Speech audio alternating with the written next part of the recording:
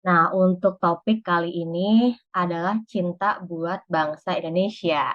Jadi, sebenarnya ide ini muncul karena bertepatan dengan mau deket Hari Sumpah Pemuda, ya kan, 28 Oktober. Nah, terus akhirnya aku kepikir, udah lama sih sebenarnya pengen ngundang Kak Grace ya untuk isi jadi narasumber di podcast ini. Tapi eh, akhirnya kesampaian juga setelah berapa lama berwacana ya, akhirnya kesampaian juga. Untuk hari ini kita mau dengar ceritanya Kak Grace. Ah, Mungkin nanti teman-teman bisa dengerin ya Kak Grace perkenalkan diri. Tapi yang aku sebenarnya pengen bahas di podcast ini adalah yuk kita lihat bagaimana akhirnya Tuhan bisa menempatkan Kak Grace di suatu area dalam pemerintahan dan dampaknya apa, hati Kak Grace seperti apa, dan harapan Kak Grace lewat pekerjaannya apa. Wah, itu komplit banget ya. Tapi semoga dalam waktu yang sangat singkat ini ya, kita bisa dengar pelan-pelan dan langsung aja Kak Grace boleh memperkenalkan dirinya kepada semua pendengar. Oke, thank you Stella. Halo semuanya. Aku Grace, nama lengkapnya Grace Binowo. Sekarang aku bekerja sebagai Direktur Program Keamanan Laut dan Akses Keadilan di Indonesia Ocean Justice Initiative atau IOG yang bisa dikenal sebagai sebuah think tank khusus kelautan, isu-isu kelautan yang juga berkaitan erat dengan isu hukumnya. Dan dulu aku sempat bekerja di law firm, lalu sebelum di IOG aku bekerja di Satuan Tugas Pemberantasan Illegal Fishing di bawah Kementerian Kelautan dan Perikanan. Jadi satgasnya itu satgas dari Presiden, tapi yang jadi komandannya waktu itu Menteri Kelautan dan Perikanan Ibu Susi Pujiastuti dari tahun 2015 sampai 2019. Jadi dulu di pemerintahan, sekarang di luar pemerintahan tapi masih membantu bangsa Indonesia. Luar biasa langsung Demikian, komplit Stella. ya dijelasin. Nah, em, Kak, dari banyaknya pilihan pekerjaan ya, apalagi sekarang kan eh, Kakak udah, ya tadi aku agak sulit mengucapkan berulang kali pekerjaan Kak Grace, tapi Kak, dari tadi kan sempat kerja di law firm, terus sampai akhirnya bisa dapat kesempatan untuk kerja di Di pemerintahan. Satgas. Iya, Mm-mm. Kak, tapi penyebab awal ketertarikan Kak Grace ya untuk kerja di Satgas itu apa sih Kak? Ya, jadi ceritanya ini menarik ya, Stel, karena mm, aku nggak pernah kepikiran untuk bekerja di Satgas specifically ya sebelumnya karena setelah lulus aku dulu kuliah di Fakultas Hukum di UI dan aku tuh sebagaimana eh, banyaknya teman-teman aku pada saat itu ya di angkatan aku kebanyakan pengen cobain law firm atau bekerja di sektor private. Dan aku waktu itu di law firm sempat magang lalu bekerja sekitar 1 tahun lebih. Tapi kemudian aku sampai di titik m- mempertanyakan what am I doing here gitu. Sibuk terus kerja dan waktu itu juga sambil pelayanan dengan segala drama, dengan segala dilema ya. Jadi waktu itu aku sempat di titik di mana aku bertanya, gue tuh ngapain ya selama ini? What have I done? Kok kayaknya di pekerjaan atau di kesibukan yang aku lakukan itu eee, tidak membawa aku semakin dekat sama Tuhan secara hubungan dan juga bahayanya juga aku tidak semakin dekat secara hubungan dengan dulu suamiku masih jadi pacar ya dengan calon suamiku gitu. Jadi aku mulai mempertanyakan my personal relationship with human and with God gitu dan juga pastinya sama keluarga dan pelayanan karena I really struggled that time dengan juggling kerja, pelayanan, lalu waktu juga buat Rian ya dulu waktu masih jadi pacar aku. Terus aku berdoa, terus aku em, tanya Tuhan, terus many many days pass, months gitu, sampai pada akhirnya aku inget banget itu di bulan Februari 2015, sorry, Januari Januari 2015 aku ditelepon sama kakak kelas aku dan waktu itu dia bilang, Grace bisa kesini nggak? Bu Susi ulang tahun nih, tapi kita lagi nyari host buat buat host acara ulang tahun Bu Susi gitu. Random banget. Terus acaranya di Grand Hyatt. Terus aku bilang, waduh Kak, aku di law firm ya, nggak bisa sih tiba-tiba di law firm cabut jam 5 sore.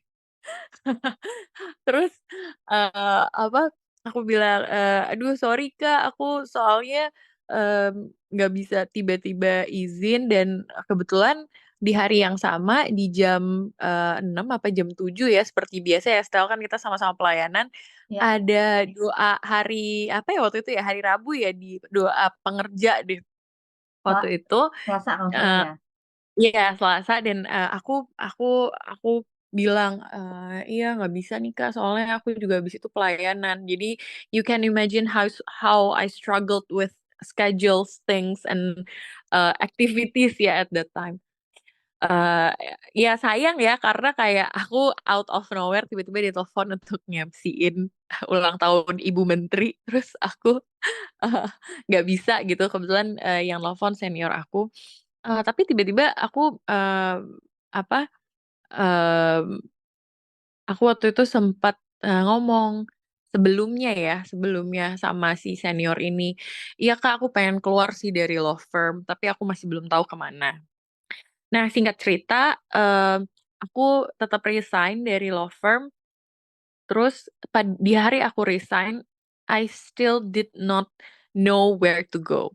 Aku nggak tahu mau ke mana, terus, yang aku tahu adalah, I have to resign.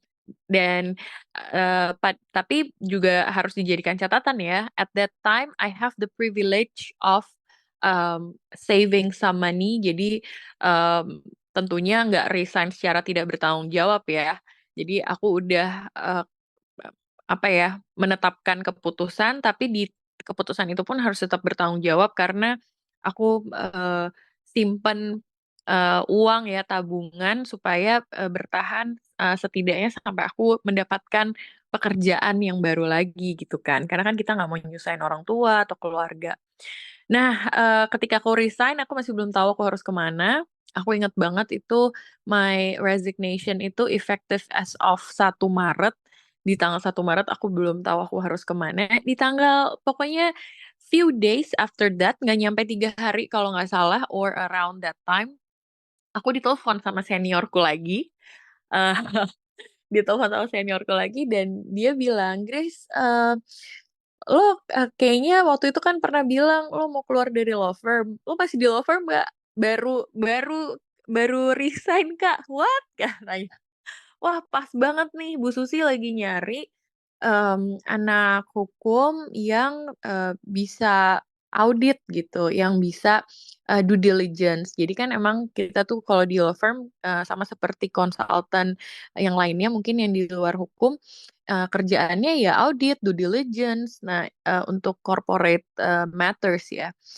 Oke, ya udah langsung datang ya ke KKP, tapi, apa, nanti akan diinterview oleh Pak Ota gitu, karena Pak Ota, apa, pimpinan aku yang saat itu dan juga saat ini, beliau juga udah keluar dari Satgas, mmm, Pak Ota adalah ketua Satgas, pencegahan dan pemberantasan IUU Fishing-nya. "Oh, oke oke, Kak." Nah, waktu itu Satgasnya masih di bawah, masih Satgas kementerian, belum jadi Satgas Presiden. "Oke oke, Kak, aku ke KKP," gitu, ke Kementerian Kelautan Perikanan. Lalu aku pergi ke KKP, aku inget banget di interview, apa ya, ditanyain beberapa pengalamannya, juga ditanyain, "Kenapa kamu mau ke sini? Kan gajinya lebih gede di law firm."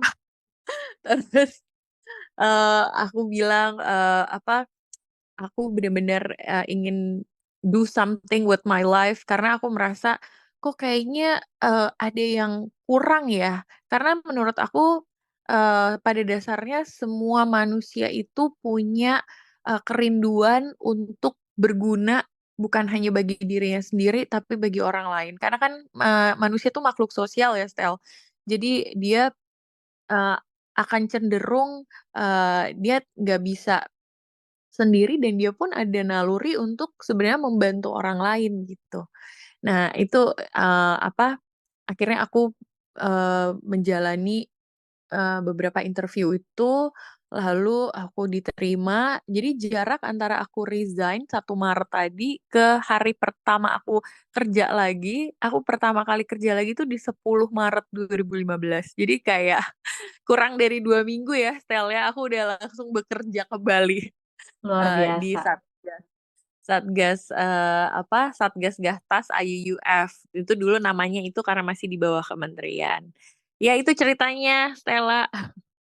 Tadi menariknya adalah ketika Kak Grace udah lagi kerja gitu ya di law firm itu, ada sebuah pertanyaan yang unik ya kalau para pendengar Mhm, dengerin bahwa, sebenarnya apa sih yang mau gue lakukan dalam hidup? Itu kan pertanyaan yang sebenarnya jadi refleksi diri ya, tapi itu nggak semua orang miliki loh.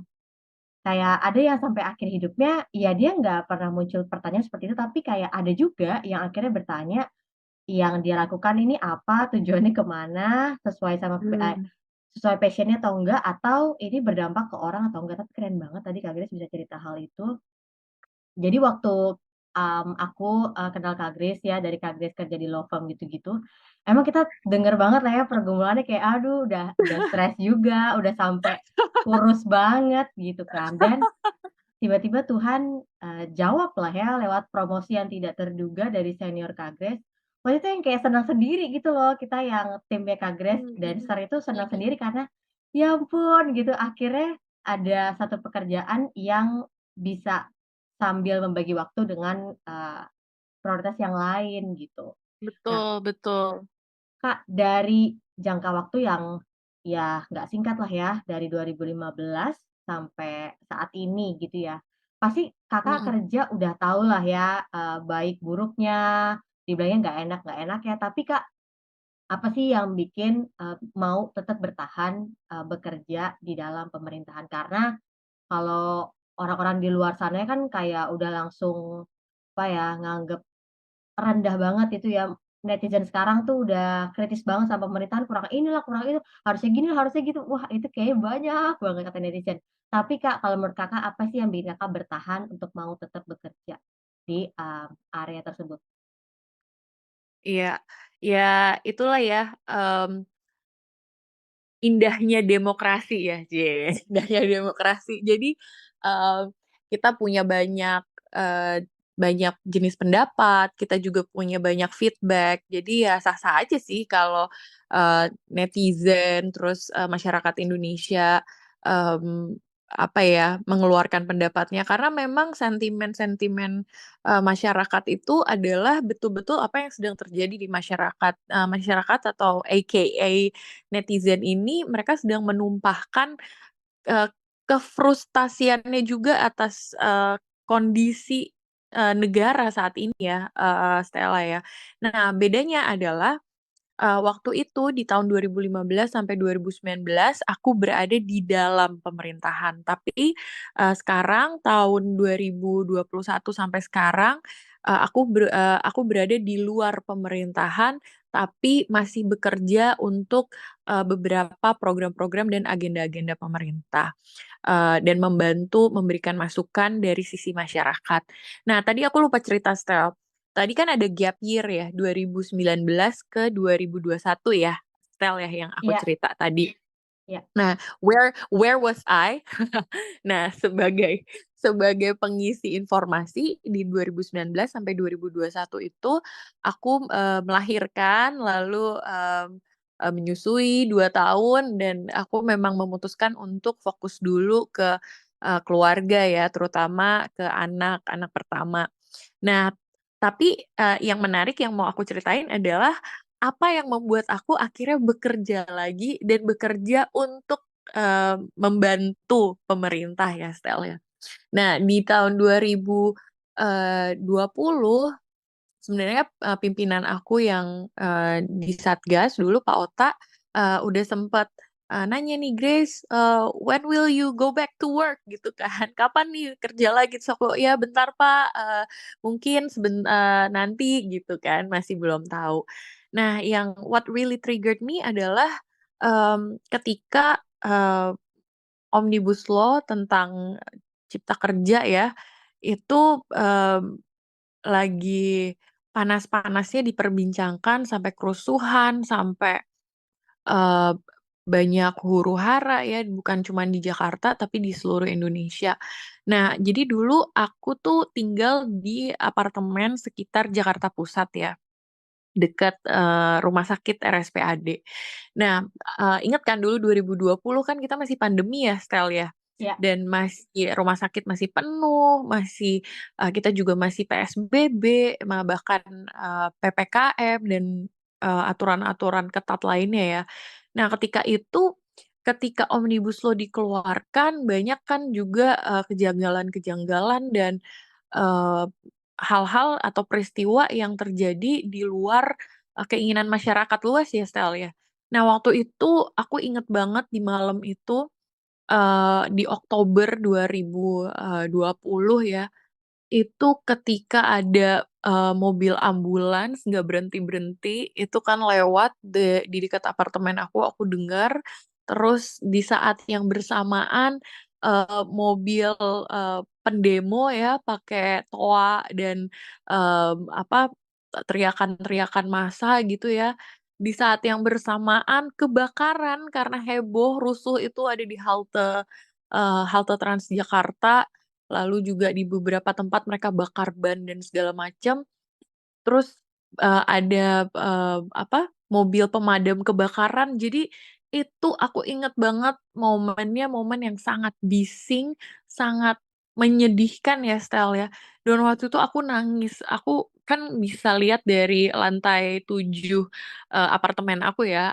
Aku bisa lihat semuanya dan bisa denger semuanya. Itu sih yang bikin aku yang memotivasi aku untuk kembali bekerja karena aku merasa I really have to do something gitu. Kayak aku nggak bisa sih aku ngelihat semuanya ini dan em, sekedar aduh udahlah payahlah pemerintahan ini. Aduh udahlah biarin aja lah emang emang ancur udah gitu. I cannot gitu. Dan waktu itu aku ingat aku nangis ya. Itu aneh banget ya kayak kayak ngapain lu nangis gitu. Kayak agak apa mellow banget tapi pada saat itu ketika kita bisa dengar ambulans lagi pandemi negara harusnya memprioritaskan menyelamatkan orang tapi juga mengeluarkan kebijakan yang pada saat itu juga dinilai tidak memihak kepada rakyat.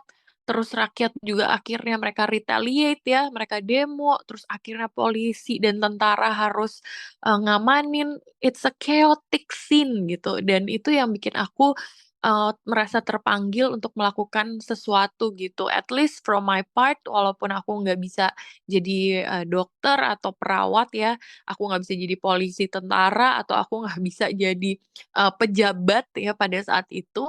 What I can do adalah melakukan sesuatu buat pemerintah lewat bidang yang aku kuasai ya, yaitu ya hukum gitu. Dan sekarang di IOG di tempat aku bekerja kita tuh memberikan masukan-masukan atau rekomendasi kebijakan yang lebih inklusif, yang lebih apa mengikutsertakan semua lapisan masyarakat dan memberikan masukan-masukan yang sesuai dengan keadilan, sesuai dengan prinsip-prinsip keberlanjutan. Nah, itu yang akhirnya membuat aku merasa walaupun aku bukan penguasa atau bukan pejabat atau bukan aparat gitu ya, I can do something yaitu aku kasih tahu ke pemerintahan walaupun aku yakin banyak dari mereka sudah tahu tapi ketika semakin banyak orang yang bersuara dan semakin banyak yang ngasih solusi itu setidaknya bisa membantu negara untuk apa yang harus mereka lakukan, karena kan itu suara rakyat ya, Sel, ya. Itu sih. Wow, ini keren banget ya, hatinya Kak Grace ya, bagi kepentingan banyak orang gitu. Saya waktu aku dengar, ceritanya Kak Grace sampai, wah ketika udah selesai nih untuk, kewajiban Kak Grace untuk gedein Raguel gitu ya dalam masa, eee, waktu-waktu pertama itu dan banyak peristiwa terjadi membuat Kak Grace kayak semakin optimis untuk kayak, kayaknya masih bisa ngelakuin sesuatu untuk ngebantu banyak orang. Itu nggak dimiliki banyak orang loh ya, maksudnya kadang kan kita lihat ada orang kerja, "Oh ya udah cuma kewajiban gua aja kerja, that's it pulang," gitu kan, Kak. Tapi kayak ternyata ketika kita punya hati dan itu akhirnya mendorong kita untuk bisa melakukan pekerjaan kita dengan sepenuh hati itu, dahsyat banget loh, dampaknya apalagi untuk kepentingan banyak orang gitu ya. Iya, nah Wow, aku baru keinget tadi pertanyaan Stella adalah, gimana sih kok tiba-tiba ada pertanyaan itu ya, Stel, ya, ada hati untuk what am I doing in this life ya, dan, semacamnya di titik itu. Menurut aku juga karena, waktu itu kita pelayanan kan, Stel. Jadi, ketika kita pelayanan, kita juga sering, bersekutu sama Tuhan, baik rame-rame maupun sendiri, lalu juga terus aku punya kesibukan yang, eee, apa yang terjadi di hidup aku pada tahun itu ya, ketika aku masih, kerja di law firm, kok kayaknya bertentangan ya? Ya nggak sih, Sel? Maksudnya ketika aku masuk gereja, aku kayak, wah jadi orang yang super holy gitu ya, kayak, minta hadirat Tuhan, minta Tuhan jamah gitu ya. Dan maksudnya, ketika aku keluar dari gereja, dari lingkungan pelayanan, aku masuk ke lingkungan pekerjaan yang, pada saat itu, memberikan suatu kesan yang sedikit atau ya menurut aku nggak bisa bilang banyak kali ya, karena mungkin part of it adalah my fault, kesalahanku nggak tidak bisa menjaga hadirat Tuhan ya, tapi kayak susah banget gitu, Stel, di lingkungan kerja yang, eee, kok kayaknya agak kurang ya kehadiran Tuhan di sini. iya iya Kok iya iya. berasanya sinyalnya dikit banget ya di sini ya? Maksudnya bukan berarti kita harus bekerja di rumah ibadat, bukan, tapi, gimana kita bisa, stay true to our principles, to our values, to our, mmm, apa ya, keyakinan kita gitu kan untuk, melakukan, kehendak Tuhan. Menurut aku, itu sih yang akhirnya bikin aku berpikir karena I have a conflicting heart gitu. Bukan berarti aku nggak suka pekerjaannya, aku suka pekerjaannya karena it relates to law, to legal issues. Tapi entah kenapa pada saat itu, aku harap, sekarang juga pasti lebih baik ya, lingkungan pekerjaan dengan perkembangan zaman. Pada saat itu I really felt uncomfortable dan, uncomfortable dalam artian ini kayaknya kok bertentangan dengan apa yang aku percayai. Makanya aku mulai mempertanyakan, "Gue ngapain sih gini?" Kayak selalu deg-degan, gak damai sejahtera, terus rasanya pengen harus perform terus kalau misalnya melakukan sesuatu yang out of the ordinary gitu ya, kok kayaknya, bersalah padahal secara dosa atau enggak dosa justru yang aku lakukan ya tidak berdosa, tapi kok aku takut. Nah, itu sih style yang bikin aku akhirnya mempertanyakan, "Gue ngapain ini?" Gitu. Oke, Kak, ini mungkin jadi pertanyaan yang terakhir ya. Iya. Mmm, Kak, jadi kan kalau aku lihat bahwa pandangan orang-orang muda sekarang, kalau menurut aku tapi aku belum riset ya sebelum mengatakan ini, tapi yang aku lihat sih dari sosial media, anak-anak muda sekarang tuh kan, ya memang kritis terhadap, pemerintah sekarang. Wah, yang tadi Kak Grace bilang demokrasi gitu ya. Tapi yang aku sayangkan juga karena hanya melihat dari hal yang negatif aja, cenderung tuh akhirnya kebanyakan anak muda, "Udahlah kerja di luar negeri aja kayaknya lebih menjamin," gitu, Kak. "Udahlah kayaknya berkarya di luar negeri aja." Nah, Kak, bisa nggak sih bagiin hati Kakak nih yang tadi aku bilang keren banget itu, untuk bisa menolong pemerintahan, untuk bisa menolong perkembangan bangsa kita. Hmm, oke. Jadi, aku paham sih. Sebentar ya. Ya, oke. Halo, Stella? Ya, oke. Ya, aku paham kenapa banyak anak-anak muda saat ini, mereka merasa marah, kecewa, mereka frustasi sama keadaan di Indonesia dan bagaimana pemerintah react to a lot of things di luar, mmm, harapan dan di luar apa yang seharusnya ya. Nah, memang situasi-situasi seperti itu bisa membuat kita jadi bitter, jadi pahit, tapi, balik lagi ya, Stel, kalau nih tadi aku baru, nyari itu ayatnya di mana, kita kalau misalnya, buka ya, sebagai, orang-orang yang percaya sama Tuhan dan juga sebagai orang-orang yang, belajar firman Tuhan, Tuhan tuh sebenarnya nyuruh, minta kita ya, umatnya tuh untuk mendoakan dan berbuat sesuatu yang baik bagi pemerintah for our sake. Jadi di 1 Timotius 2 ayat 1-3, Tuhan tuh bilang bahwa kita harus menaikkan, permohonan, doa syafaat, ucapan syukur untuk semua orang dan untuk raja-raja, dan untuk semua pembesar, termasuk pejabat-pejabat ya, kalau dalam konteks sekarang, agar tuh supaya apa? Supaya kita bisa hidup tenang, kita bisa hidup tentram dalam segala kesalehan dan kehormatan. Nah, itulah yang baik dan yang berkenan kepada Allah juru selamat kita. Nah, ini, ditulis oleh Timotius, tapi kita tahu semua firman itu pasti diilhamkan oleh Allah. Jadi sebenarnya, eee, ketika kita mendoakan, kita menaikkan ucapan syukur, kita melakukan hal yang baik untuk pemerintahan, itu tuh berkenan di hadapan Allah. Dan kenapa kita harus, melakukan hal yang baik untuk pemerintahan?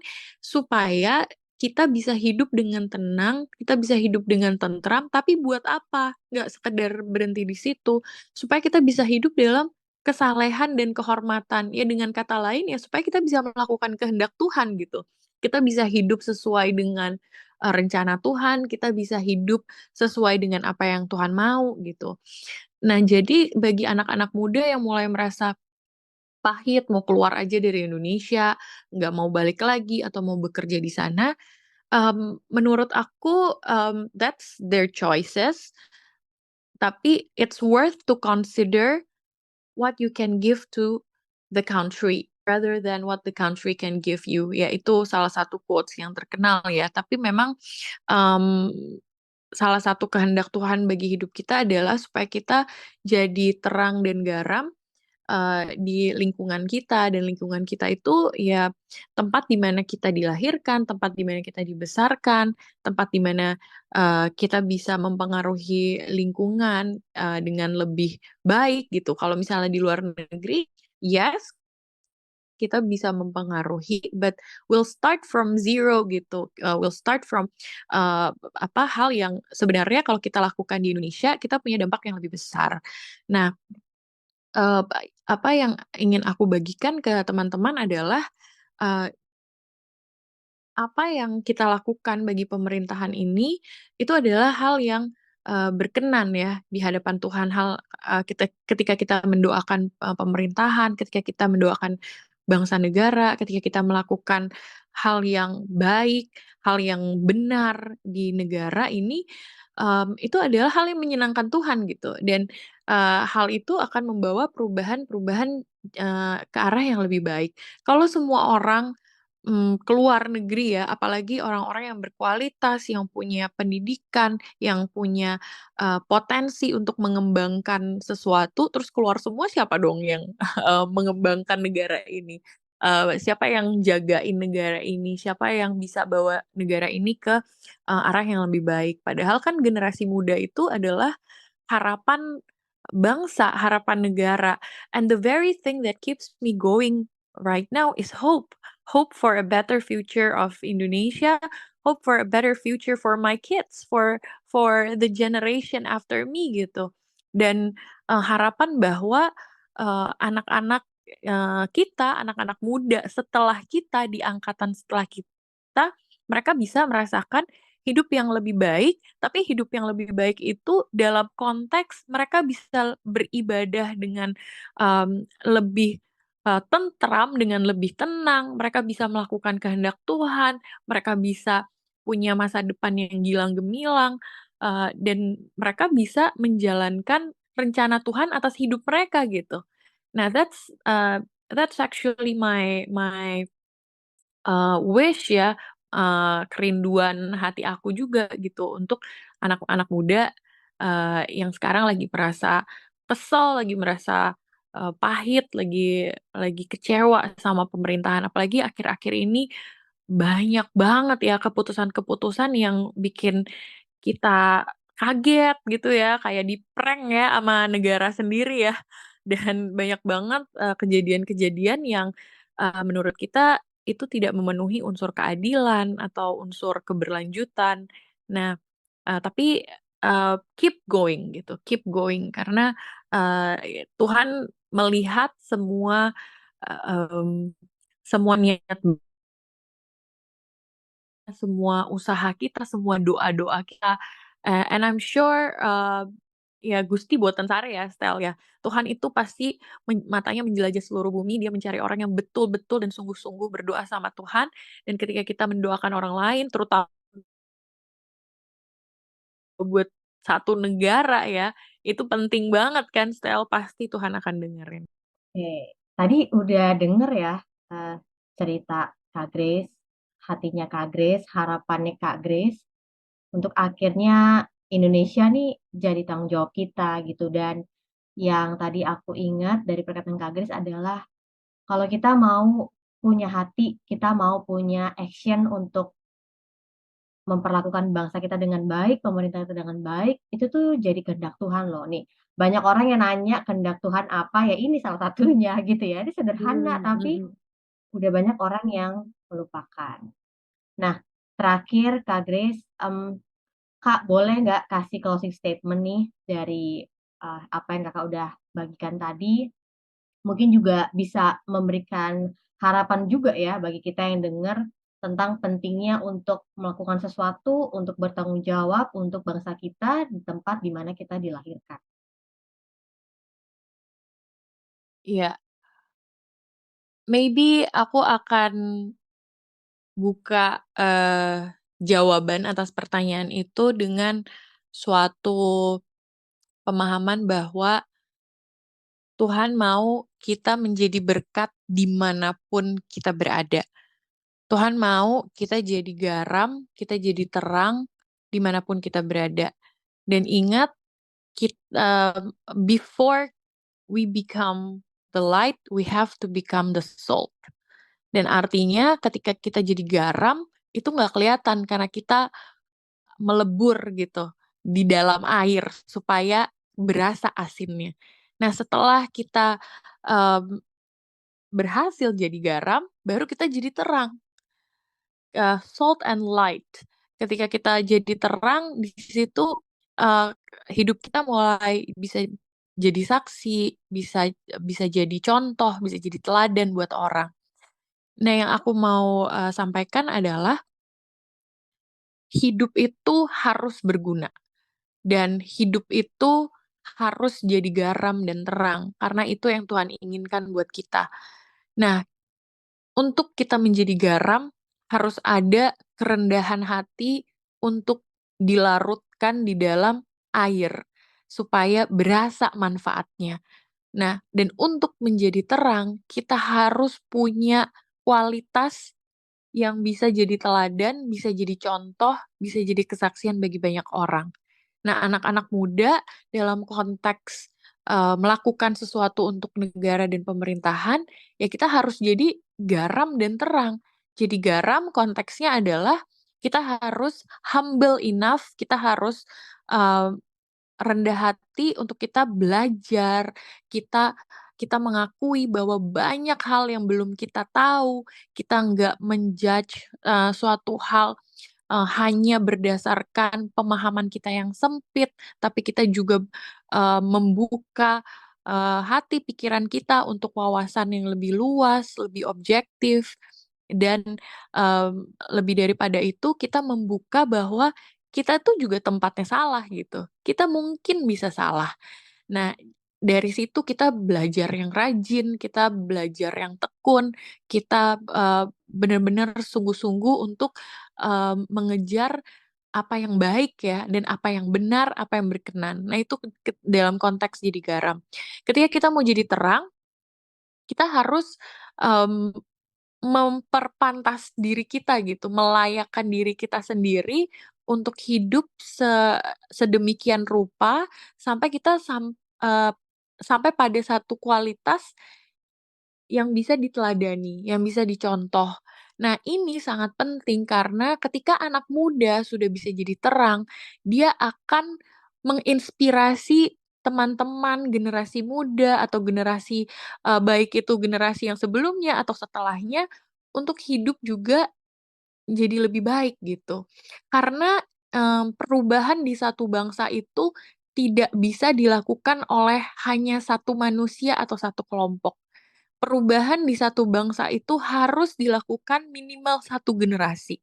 Dan, dengan, informasi teknologi yang ada sekarang, lalu juga apa yang terjadi di dunia ya, bahkan bukan cuma di Indonesia, kita bisa lihat climate change, kita bisa lihat, perang, kerusuhan, krisis pangan, banyak hal yang terjadi, eee, kita bisa melakukan sesuatu dengan jadi garam dan terang, dan membawa perubahan bukan hanya di satu orang, satu kelompok, satu kota, and I'm really really sure ketika satu generasi itu jadi generasi yang baru, generasi yang, diubahkan ya, generasi yang, semuanya, improved secara kualitas hidup ya dan kualitas diri, Indonesia pasti nggak mungkin, dan itu artinya itu suatu keniscayaan bangsa kita pasti akan jadi lebih baik. Itu sih, Stel. Wow, ini closing statement-nya benar-benar praktikal banget ya bagi yang dengerin. Tadi udah bener-bener on point banget tuh bahwa penjelasan garam dan terang itu kan sering bingung ya, apalagi konteks bekerja dalam pemerintahan. Dan tadi Kak Grace udah bagiin bagus banget, praktikal banget, tinggal kita lakuin aja gitu ya. Jadi nggak perlu mikir lagi, Amin. tinggal lakuin aja. Nah, itu aja teman-teman untuk podcast episode kali ini. Semoga dari hal-hal yang sederhana yang kita bisa bagikan itu bisa bantu teman-teman semuanya, bisa mengarahkan pandangan teman-teman untuk fokus nih ke depan gitu ya, untuk punya harapan, untuk punya semangat bahwa ya Indonesia tuh belum berakhir gitu perjuangannya ya. Dan tadi poinnya bagus, Kak Grace bilang bahwa keberhasilan suatu bangsa bukan hanya dalam satu orang aja atau satu kelompok. Bener. Ya kalau Iya, mungkin saat ini kita dipertemukan dengan pemimpin yang baik gitu kan. Dan kita ngelihat hasilnya, oh ada yang baik ya, tapi kan belum tentu nih gitu kan di masa mendatang. Itu sebabnya kita yang tahu kebenaran, yuk kita hidupi kebenaran. Kita yang udah tahu mana yang jadi kehendak Tuhan, ayo lakuin. Jangan nunda nanti-nanti karena belum tentu kesempatannya datang lagi. Itu aja semuanya. Kalau misalnya ada yang dapat insight ya dari sepanjang percakapan kita, boleh tulis di kolom komentar supaya nanti nextnya pendengar yang lain yang lagi lihat YouTube ini bisa, oh iya dapetin value yang lain gitu ya dari pendengar-pendengar yang lain sehingga kita saling melengkapi. Itu aja semuanya. Thank you banget Kak Grace udah bisa bagiin waktunya dan bagiin hatinya bagi kita. That's thank all. you, Stella, for inviting. Thank you. Thank you. Bye. Bye, Bye everyone. bye. Dah.